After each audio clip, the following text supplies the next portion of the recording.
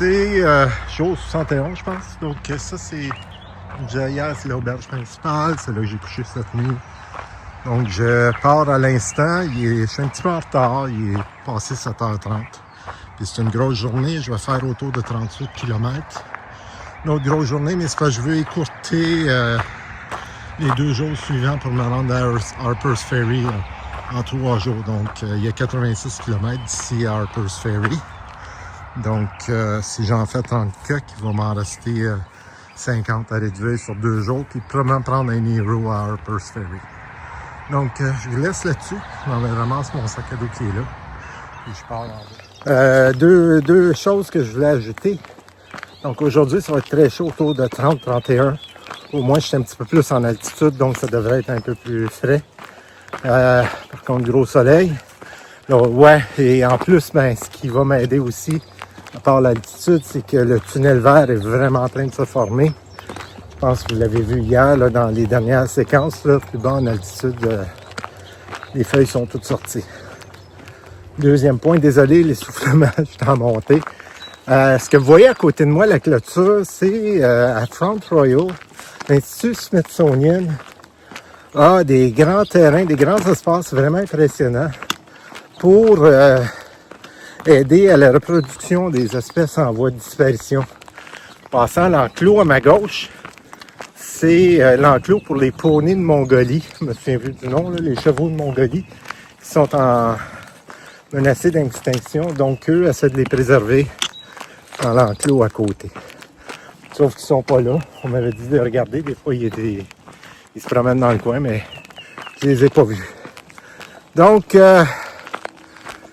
comme d'habitude, je vous le dis s'il y a quoi que ce soit. Et puis on se voit plus tard sur la piste, de toute façon, à l'arrivée. Un beau sentier plat, ça me donne l'occasion de passer à la deuxième chronique des catégories d'âge. Donc, je dirais que ce qui représente environ, il y avait la moitié, c'était les jeunes, en vingtaine.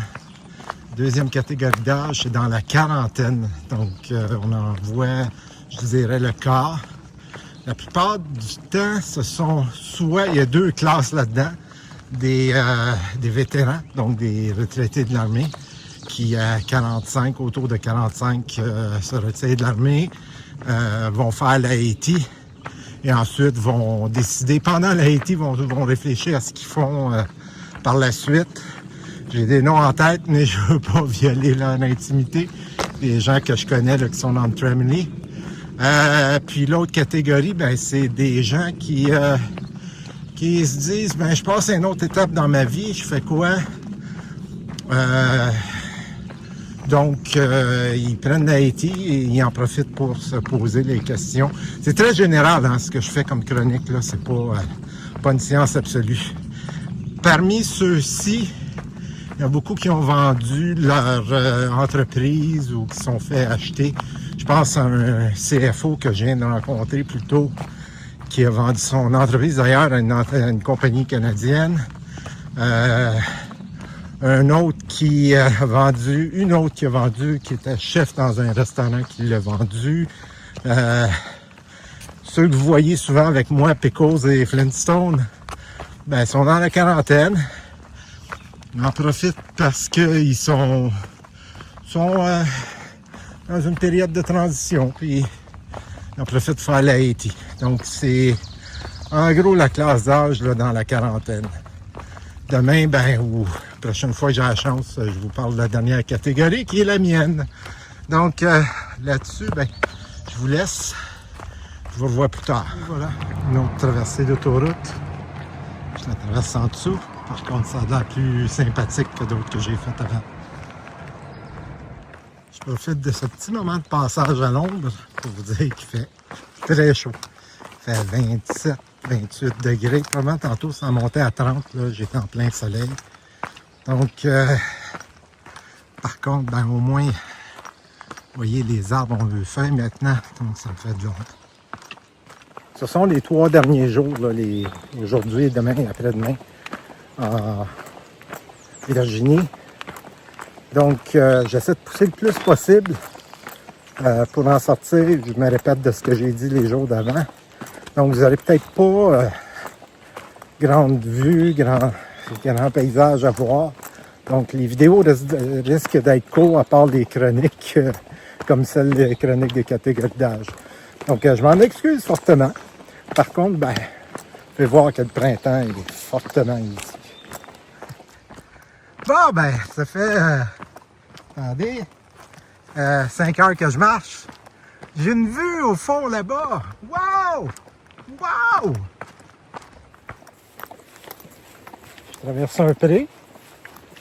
Donc, c'est un petit peu plus intéressant. Je suis dans un parc de l'État. Je ne me souviens plus du nom. Mais au moins, ça permet de sortir de la forêt répétitive. Désolé pour le contre-jour, encore une fois. Je viens de traverser probablement la traverse la plus dangereuse de la Appalachian. C'est comme traverser la 20 ou métropolitain quand il n'y a pas trop de trafic et les gens roulent vite.